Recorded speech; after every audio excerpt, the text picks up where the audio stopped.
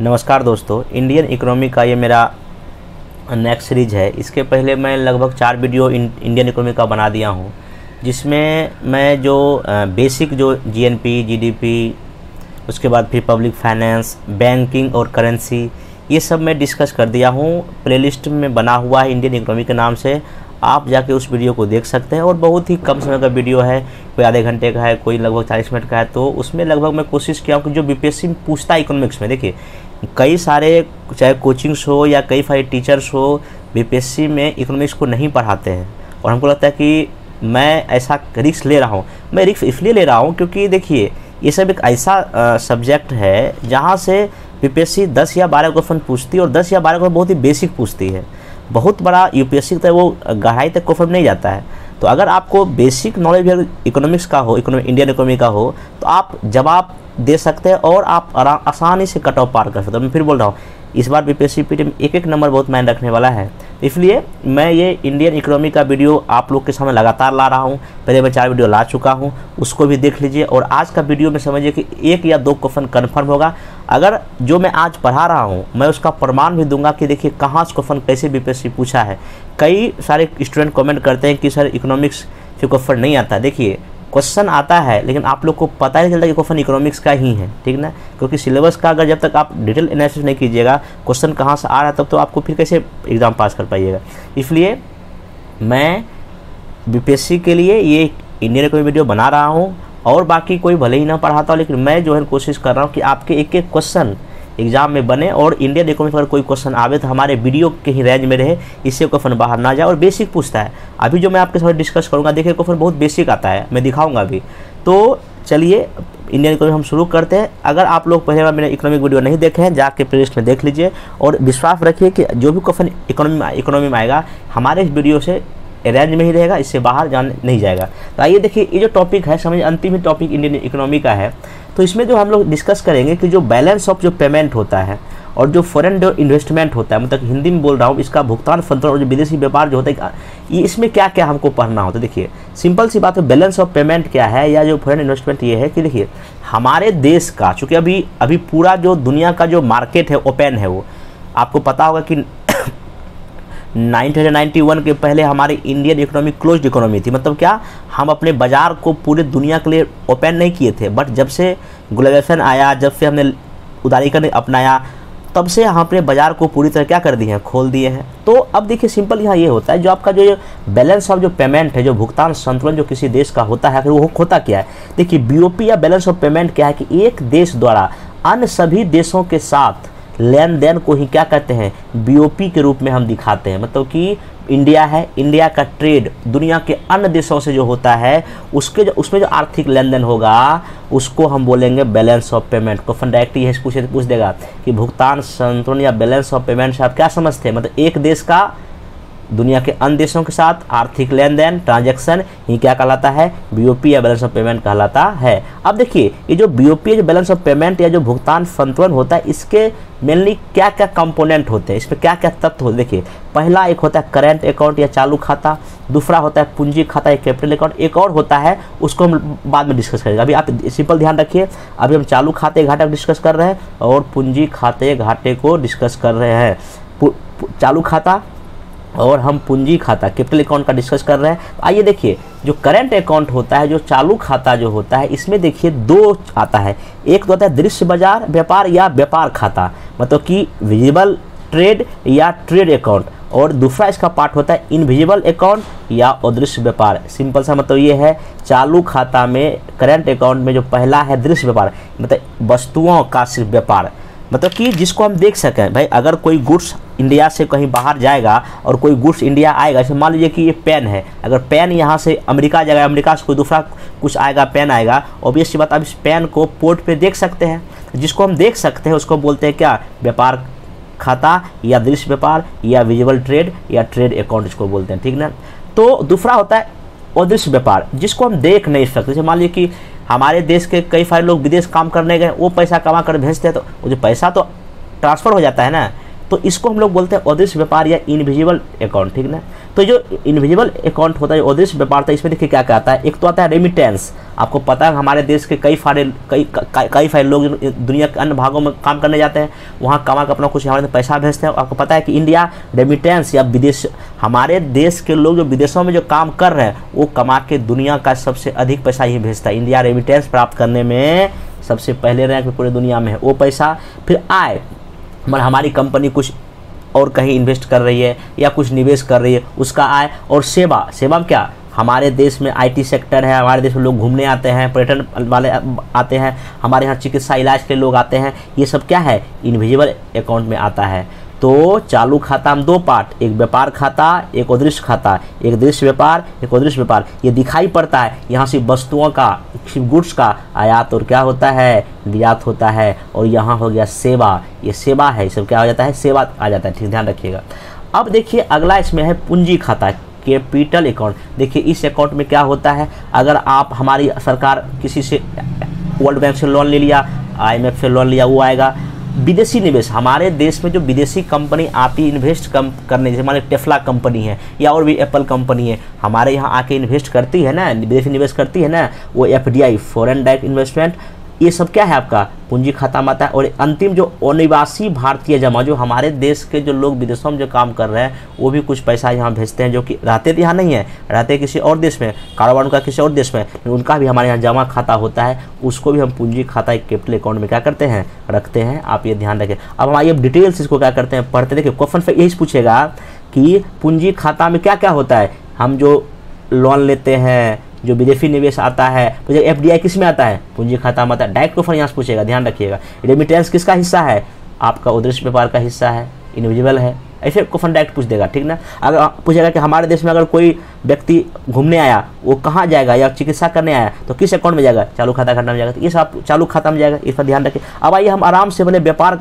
खाता को पढ़ते हैं, ट्रेड अकाउंट को पढ़ते हैं। आइए देखिए व्यापार खाता या ट्रेड अकाउंट सिंपल सा क्या है, हम क्या बोले, वस्तु का, सिर्फ गुड्स का एक्सपोर्ट और इंपोर्ट है, आयात और क्या है, निर्यात का ब्यौरा है। क्वेश्चन पूछा था ट्रेड अकाउंट में क्या होता है, व्यापार खाता में क्या होता है, सिर्फ वस्तुओं का गुड्स में बोला, सर्विस नहीं, उसका निर्यात और आयात होता है। क्वेश्चन ये पूछ देगा।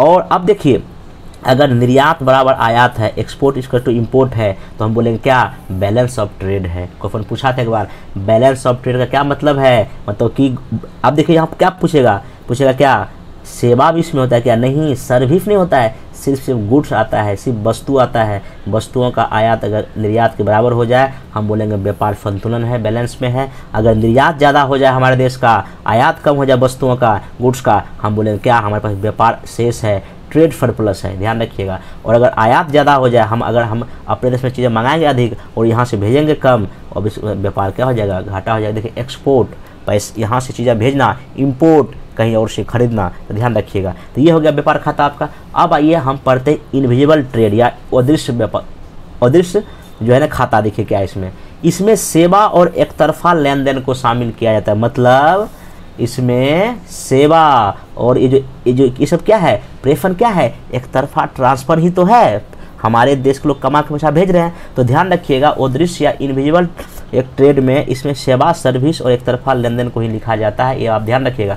आइए अब चालू खाता देखिए, चालू खाता क्या हो गया, अभी हम जस्ट बोले कि व्यापार खाता और आपका ये अदृश्य खाता दोनों को मिला के ही हम क्या बोलते हैं, चालू खाता। फिर देख लीजिए यहाँ पे आप देखिए चालू खाता है, इसको और इसको मिला के ही ओवरऑल क्या कहलाता है, आपका चालू खाता कहलाता है। अब यहाँ से क्वेश्चन बीपीएससी पूछता है, क्या पूछता है कि करंट अकाउंट डिफिसिट क्या है, चालू खाता घाटा क्या है। ऑब्वियस सी बात है, हमारे देश का जो चालू खाता है, अगर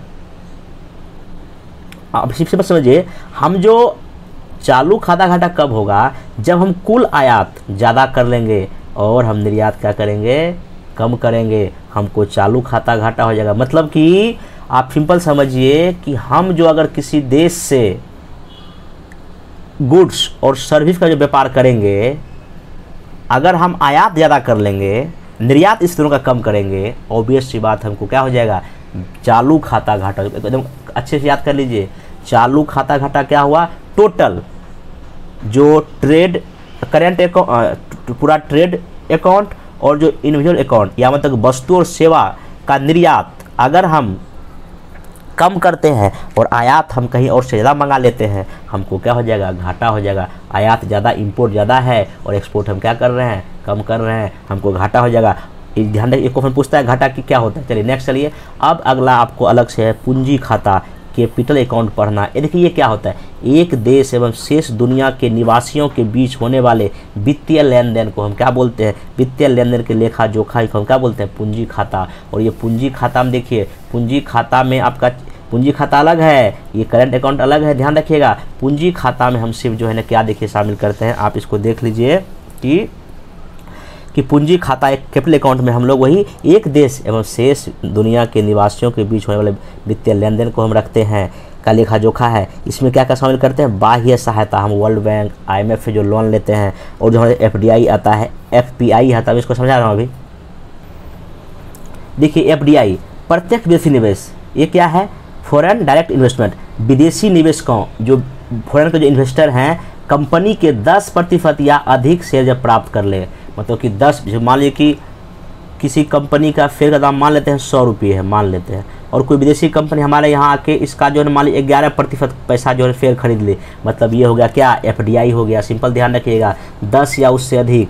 एक होता है क्या, विदेशी पोर्टफोलियो निवेश, इसको बोलते हैं फॉरेन पोर्टफोलियो इन्वेस्टमेंट। ये क्या होता है, जब 10% से कम शेयर कोई विदेशी आदमी हमारे यहाँ लगा खरीदे, उसको हम FPI बोलते हैं। क्वेश्चन नहीं पूछेगा FDI क्या होता है, FPI क्या होता है। और यहाँ देखिए अब FDI भी दो तरह का होने लगा है, एक होता है ग्रीन फील्ड, एक होता है ब्राउन फील्ड। ग्रीन फील्ड ऐसा FDI जहाँ की नई कंपनी में लगाया जाए, ग्रीनफील्ड FDI ऐसा होता है जो कि नई कंपनी में लगाया जाए या जहां पे पर्यावरण को बचाने के लिए इन्वेस्टमेंट किया जाए। ध्यान रखिएगा। अब आइए FPI भी देखिए दो प्रकार का होता है। देखिए एक होता है फॉरेन इंस्टीट्यूशनल इन्वेस्टमेंट, विदेशी संस्था निवेश। जब कोई विदेशी कंपनी ही हमारे यहाँ के 10% से कम शेयर खरीदे, उसको बोलेंगे FII। और जब कोई विदेशी व्यक्ति पर्सनल हमारे यहाँ का 10% शेयर किसी कंपनी का खरीदे, उसको बोलेंगे क्वालिफाइड फॉर इन्वेस्टमेंट, QFI। ध्यान रखिएगा। आइए अब हम इसमें अगला पढ़ते हैं। ये आपका खत्म हो गया, ये जो अकाउंट सब खत्म हो गया। अब आइए अंतिम जो हम क्या बोले, देखिए जो आपका जो बैलेंस ऑफ पेमेंट में देखिए, एक तो होता आपको क्या बताए थे, चालू खाता करंट अकाउंट बताए थे, एक पूंजी खाता कैपिटल बताए थे। अब एक इसमें अंतिम में ये भी आता है, उसका नाम है विदेशी विनिमय कोष, फॉरेन एक्सचेंज रिजर्व इसको बोलते हैं। देखिए भारत में उपलब्ध विदेशी मुद्राओं के भंडार को विदेशी विनिमय कोष कहते हैं। मतलब हमारे यहाँ जो विदेशी मुद्रा है उसको क्या बोलते हैं, फॉरेन एक्सचेंज रिजर्व के नाम में जाने जाते हैं। अब देखिए इसमें क्या क्या कंपोनेंट होता है, UPSC BPSC को पूछ चुका है। देखिए हमारे देश में देखिए विदेशी मुद्रा कोष विशेष आहरण अधिकार, देखिए क्या होता है, जो IMF है, जो अंतर्राष्ट्रीय मुद्रा कोष है, उसमें जो हर एक देश का कुछ ना कुछ चंदा होता है, अंश होता है, कुछ शेयर होता है। तो शेयर के आधार पर उसको कुछ स्पेशल ड्रॉइंग राइट मिलता है, कुछ विशेष आहरण अधिकार मिलता है, वो भी हमारे देश के विदेशी विनिमय कोष में आता है। गोल्ड या बुलियन कोष जो RBI के पास है वो भी आता है। और reserve trench position with IMF, देखिए IMF में हमको कुछ एक्स्ट्रा पैसा निकालने का अधिकार रहता है, उसको बोलते हैं रिजर्व ट्रेंच, वो भी पैसा आता है। और विदेशी प्रतिभूति कोष, मतलब सिंपल सी बात है, इंडिया में जो विदेशी विनिमय कोष में सब शामिल होता है। ध्यान रखिएगा, क्वेश्चन पूछेगा ABCD सब नाम देगा तो आपको टिक कर देगा। और एक अलग से जान लीजिए, हमारे देश का जो विदेशी मुद्रा भंडार होता है उसमें क्या क्या शामिल है। देखिए RBI की विदेशी मुद्रा, RBI के पास जो विदेशी मुद्रा है वो, RBI के पास जो गोल्ड का भंडार है वो, और SDR, जो ये SDR कहाँ होता है, ये एक बार क्वेश्चन पूछा कि SDR ऐसे सब जो टर्म है किससे संबंधित है, ये IMF से संबंधित है। ध्यान रखिएगा। और IMF के पास जो आरक्षित या निधि है, ये जो ट्रेंच राशि है, ये मिला के हमारा कहता है विदेशी मुद्रा भंडार। क्वेश्चन यहाँ से पूछ चुका है विदेशी मुद्रा भंडार में क्या क्या शामिल होता है, ये चारों याद रखिए, 1 2 3 और 4 यही ऑप्शन देगा। आप ऐसे क्वेश्चन में आपको ई ऑप्शन मारना है।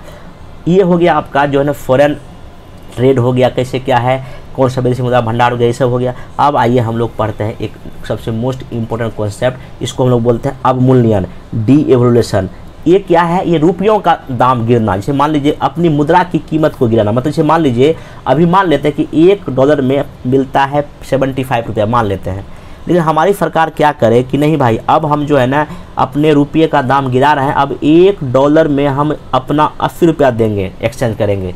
देखिए पहले $1 कोई विदेशी देता था हम उसको देते 75 देते थे। अब देखिए क्या है, ₹1 अब $1 दे रहा है, हम उसको ₹5 एक्स्ट्रा दे रहे हैं, मतलब कि हम अपने पैसे का दाम क्या कर दिए, गिरा दिए। अब देखिए इस स्थिति क्या होगा, मान लीजिए कोई अमेरिकी व्यापारी है हमारे यहाँ व्यापार करने आया, क्या लेके आया, लेके डॉलर। तो मान लीजिए कि रुपया का दाम गिरने से पहले आया, तो मान लीजिए वो $1 लेके आया, मान लेते $1 लेके आया, और $1 के बदले उसको हमारे देश में कितना रुपया मिल गया, 75 रुपया मिल गया।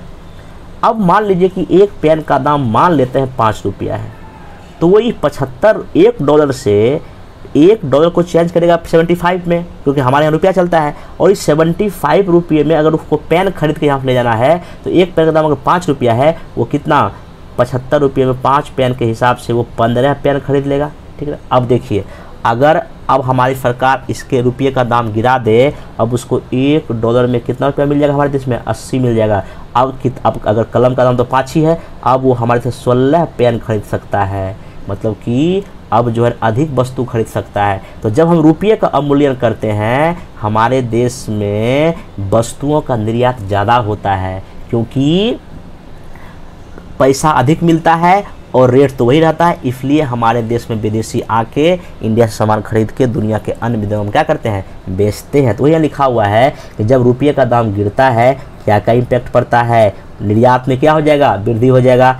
ऑब्वियसली व्यापार घाटा मेरा क्या हो जाएगा, कम हो जाएगा। चालू खाता घाटा भी क्या हो जाएगा, कम हो जाएगा। और FDI और FPI के निवेश में नहीं वृद्धि हो जाएगा। भाई विदेशी कंपनी को लगेगा यार अधिक पैसा लेके जाएंगे, हमको वहाँ इंडिया में और अधिक रुपया क्या होगा, मिलेगा। तो ये सब चीज़ हमारे यहाँ क्या हो जाएगा, वृद्धि हो जाएगा। एक इसका प्रभाव है अवमूल्यन या डीवैल्यूएशन का ये प्रभाव है। उसी तरह कभी अगर अब रुपये का हम वैल्यू घटा रहे हैं, बढ़ा रहे हैं, मतलब कि पहले मान लो $1 देते थे 75 में, अगर हम $1 के बदले अगर मान हम 70 रुपया देंगे, इसका मतलब अब हम पे रुपये का दाम बढ़ा रहे हैं, तो उसमें जैसे उल्टा इम्पैक्ट पड़ जाएगा। ये आप ध्यान में रखिएगा। हाँ तो ध्यान रखिएगा, निर्यात में वृद्धि होगा लेकिन आयात में क्या हो जाएगा, कमी हो जाएगी, क्योंकि अब विदेशी चीज़ हमारे यहाँ क्या हो जाएगी, महंगी हो जाएगी। फिर आयात कम हो जाएगा, निर्यात क्या हो जाएगा, बढ़ जाएगा।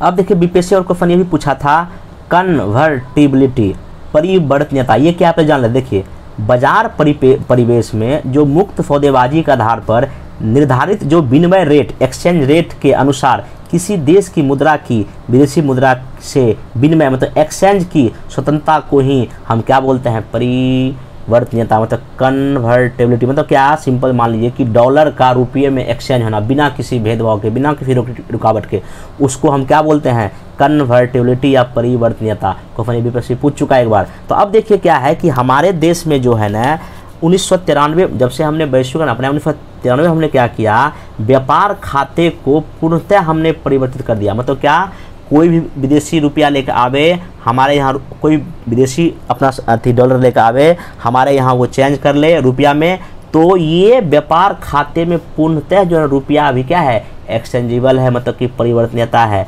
1994 में हमने सेवा क्षेत्र में भी पूर्ण जो है ना इसको परिवर्तन लागू कर दिया।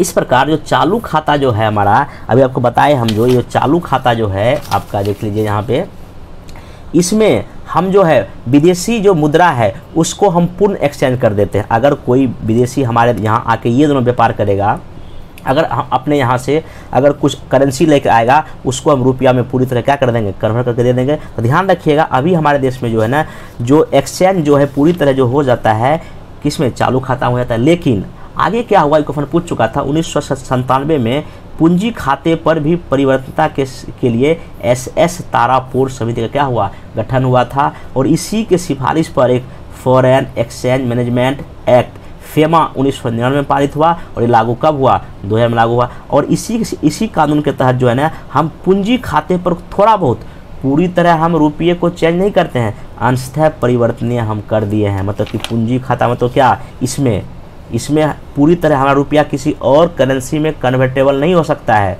लेकिन यहाँ जो है चालू खाता में होता है। तो ध्यान रखिएगा ये कब हुआ है, ये जो है आपका 1993 में व्यापार खाता पे हुआ है और 1994 में चालू खाता पे हो गया है। लेकिन जो है पूंजी खाता में अभी अंशतः ही है, पूरी तरह 100% अभी है मेरे पास, इसका हम अभी कन्वर्टेबल नहीं करते हैं, ये आप ध्यान में रखिएगा।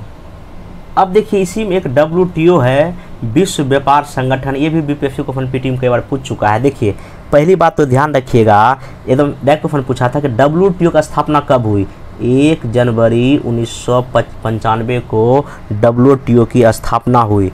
और ध्यान रखिएगा, मैं एक थोड़ा सा आपको कहानी सुनाना चाहता हूँ। देखिए क्या हुआ, जब द्वितीय विश्व जब ख़त्म हुआ, सेकेंड वर्ल्ड वॉर जब ख़त्म हुआ, तो पूरे दुनिया में शांति बनाए रखने के लिए संयुक्त राष्ट्र संघ की स्थापना हुई, UNO की स्थापना हुआ। उसी तरह गरीब देशों को लोन मिले, उसके लिए वर्ल्ड बैंक और IMF की स्थापना हुआ ब्रिटेन वुड्स एग्रीमेंट के तहत। लेकिन पूरे दुनिया के देश एक दूसरे से सही ढंग से व्यापार करे, बिना किसी भेदभाव के ट्रेड करे, इस पर कोई बड़ी सहमति नहीं बन पाई थी। इसलिए एक छोटा मोटा जो है ना, एक समझिए कि एक फ्रेमवर्क था, उसका नाम था गेट। उसका क्या नाम था, एग्जाम में ये भी पूछ चुका है, GATT गेट। इसका फुल फॉर्म देख लीजिए, इसका फुल फॉर्म है general agreement on traffic and trade. ये गेट की स्थापना हुई थी, ठीक ना। और बाद में यही गेट जो है ना आपका WTO में क्या हो गया है, परिवर्तित हो गया है। और इसके लिए एक उरुग्वे दौर का वार्ता हुआ था। सारे सदस्य, इसके जो गेट के जितने मेंबर थे वो आपस में वार्ता करके उरुग्वे दौर की वार्ता हुई थी। उरुग्वे देश का नाम है। वो वार्ता लगभग 1986 से लेके 1994 तक हुआ। और फाइनली एक समझौता हुआ, मारेकस समझौता के अंतर्गत जो है ना आपका WTO की क्या हुई थी, स्थापना हुई थी। क्वेश्चन ये पूछ सकता है, उरुग्वे जो राउंड का जो मीटिंग हुआ उसका संबंध किससे है, गेट से है। और यही गेट बाद में क्या बन गया, वर्ल्ड ट्रेड ऑर्गेनाइजेशन बन गया। ये ध्यान दे, देखिए ये गेट, फिर देखिए क्या है, गेट का फुल फॉर्म क्या है, general agreement on tariff and trade. मतलब एक एग्रीमेंट था कि कोई देश अधिक टेरिफ ना लगाए, तो ये था। लेकिन अब जो है ना फाइनली यही गेट किस जगह ले लिया, WTO का जगह ये ले लिया, ठीक ना। अब देखिए इसका मुख्य कार्य वही है कि प्रत्येक सदस्य राष्ट्रों में उचित और उदारीकरण व्यापार को क्या करना, सुनिश्चित करना। अब देखिए इसका जो ना मंत्री स्तरीय बैठक होता है, किसका, WTO का, ध्यान रखिएगा। अब देखिए इसमें जो हम मोस्ट जो इम्पोर्टेंट जो बोलेंगे, जो एग्जाम में आता है, हम वही पढ़ेंगे। देखिए एक्चुअल क्या है कि WTO में जो है ना कुछ और भी समझौते जोड़े गए हैं, जिसमें कि सबसे पहला आपका है कि ये ध्यान रखिएगा, एक है एग्रीमेंट ऑन एग्रीकल्चर, मतलब कृषि पर कुछ समझौता बना है। ये 1994 में समझौता हुआ है। एक सबसे मोस्ट इम्पोर्टेंट ये है आपका, देखिए ये जो एग्रीमेंट ऑन एग्रीकल्चर हुआ है, देखिए इसमें सिंपल यही कि हर एक देश ये चाहता है, कोशिश करता है कि कोई देश अपने यहाँ के किसानों को अधिक सब्सिडी ना दे। देखिए बीज पे, सिंचाई पे अगर अधिक सब्सिडी कोई देश देगा तो ऑब्वियस सी बात है वहाँ का अनाज सस्ता हो जाएगा। अगर दुनिया के अन्य देश में अगर सब्सिडी नहीं मिलेगा तो वहाँ का अनाज महंगा हो जाएगा। तो जहाँ सस्ता होगा वो अनाज दुनिया के अन्य देश खरीदेंगे। इसलिए WTO में जो एग्रीमेंट ऑन जो एग्रीकल्चर, जो कृषि पर जो समझौता हुआ है, इसमें हर एक देश यही कोशिश करता है कि वो सब्सिडी वहाँ की सरकार ना दे अपने किसानों को, ध्यान रखिएगा। अब सबसे मोस्ट इम्पोर्टेंट आपका इसमें आ जाता है ट्रिप्स। एग्जाम में इसका फुल फॉर्म भी पूछ लिया। इसका देखिए फुल क्या है, trade related aspects of intellectual property right. मतलब कि हम जो कोई चीज़ बनाते हैं अपने दिमाग लगा के, उसको ट्रिप्स बोलते हैं। और इसका भी जो समझौता 1994 में हुआ है। मतलब इसका सिंपल सी बात है, अगर कोई लोग इनोवेटिव के तरफ कुछ काम करता है, उसका कैसे ट्रेड किया जाए, उसको कैसे नियम लाया जाए, इसको ट्रिप्स कहा गया है। ट्रिप्स का फुल फॉर्म पूछा है एग्जाम में। और देखिए ये जो आपका जो ट्रिप्स है, इसमें एक्चुअली देखिए क्या है कि आपके जो है ना इसमें कई सारे, देखिए इसके 7 भाग हैं। जैसे ट्रेडमार्क हो गया, ट्रेड सीक्रेट हो गया, कॉपीराइट हो गया, इंडस्ट्रियल डिजाइन हो गया, इंटीग्रेटेड सर्किट हो गया, पेटेंट हो गया, ज्योग्राफिकल इंडिकेटर या GI हो गया। ये सब क्या है, ये सब आपका ट्रिप्स का ही क्या है, हिस्सा है। अब एक है इसमें आपका ट्रिम्स, क्या है, ट्रिम्स। देखिए ये ट्रिम्स क्या है, ये भी फुल फॉर्म इसका पूछा था एक बार, ट्रेड रिलेटेड इन्वेस्टमेंट मेजर्स। मतलब कि ट्रिम्स इसका फुल फॉर्म है, ध्यान रखिएगा। ये भी एग्जाम में आपसे क्या करता है, पूछ सकता है। देखिए इसमें सिंपल सा बात यही है कि कोई भी विदेशी निवेशक जब अपने यहाँ इन्वेस्ट करेगा, वो किस किस एंगल से करेगा, क्या चीज़ें रहेगा, क्या चीज़ें, इसमें ट्रिप्स में समझौता हुआ है। तो सिंपल देखिए WTO आपको क्या क्या बात जानना है, गेट क्या होता है, ट्रिप्स क्या होता है, और ट्रिम का फुल फॉर्म क्या होता है, क्योंकि BPSC मेनली इसका फुल फॉर्म ही पूछा है। बाकी डिटेल में जानने का आपको तो कोई ज़रूरत नहीं है। देखिए BPSC क्वेश्चन पूछ सकता है कि देखिए WTO का दुनिया के डिफरेंट जो शहर में इसका बैठक होता है। तो कुछ कुछ बैठक बहुत ही इम्पोर्टेंट, जैसे कि WTO से संबंधित सम्मेलन सिंगापुर, सिएटल, दोहा, हांगकांग, बाली स्थान पर हुआ है। तो सबसे फेमस दोहा राउंड, ये दोहा बैठक हुआ था 2001 में। लिखा एक और हुआ था सिंगापुर मुद्दे की शुरुआत 1996 में WTO की बैठक हुआ। इस सम्मेलन में प्रतिस्पर्धा, विनियोग, सरकारी क्रय में पारदर्शिता, व्यापार में सिंप्लिसिटी लाने के लिए विकसित और विकासशील देशों में आम सहमति नहीं बन पाई। और WTO का जो सबसे बड़ा जो मीटिंग है उसको बोलते हैं दोहा सम्मेलन। दोहा सम्मेलन जो है ना, इसमें क्या हुआ कि कई राउंड चला, मतलब कि जो कृषि के व्यापार को लेके, सब्सिडी को व्यापार को लेके कई राउंड चला, क्योंकि कुछ विकसित देश सब्सिडी जो है ना, विकासशील देश जब सब्सिडी देता है किसानों को, उसकी मना कर रहा था। आप सिंपल समझ, उतना बेसिक में जाइए, सिंपल कि दोहा राउंड जो है ना ये WTO से संबंधित है। एक और बैठक जो है ना, ये बाली नाम याद रखिएगा, बाली जो मीटिंग भी जो है ना, बैठक भी जो है ना, ये WTO से ही क्या है, संबंधित है। आप इतना ध्यान रखिएगा, बाकी डिटेल में पढ़ने का भी पूछेगा भी नहीं और पढ़ने की ज़रूरत भी अभी नहीं है। अब देखिए इसी में एक अंतर्राष्ट्रीय संस्था और है IMF, इंटरनेशनल मॉनेटरी फंड। देखिए इसकी स्थापना और वर्ल्ड बैंक की स्थापना ब्रेटन वुड्स एग्रीमेंट के तहत हुआ था। कब? 1945 में हुआ था। मुख्यालय कहाँ है? वाशिंगटन। देखिए अंतर्राष्ट्रीय मुद्रा कोष की स्थापना का जो मेन पर्पस यही था कि हर एक देश अच्छे से एक्सचेंज रेट रखे। जैसे मान लो कि जब भी कोई भी व्यापार होगा तो जैसे मान हमारे करेंसी रुपया है, किसी और देश का डॉलर है, किसी और का यूरो है, तो उसका जो एक्सचेंज रेट अच्छे से हो। फदफ देश में अगर कोई बैलेंस ऑफ पेमेंट में कोई समस्या उत्पन्न हो जाए, उसके समाधान के लिए IMF की स्थापना हुआ था। और इंडिया जो है ना IMF का जो है ना फाउंडर मेंबर है, संस्थापक देश है। आप ये थोड़ा डेटा याद रखेंगे।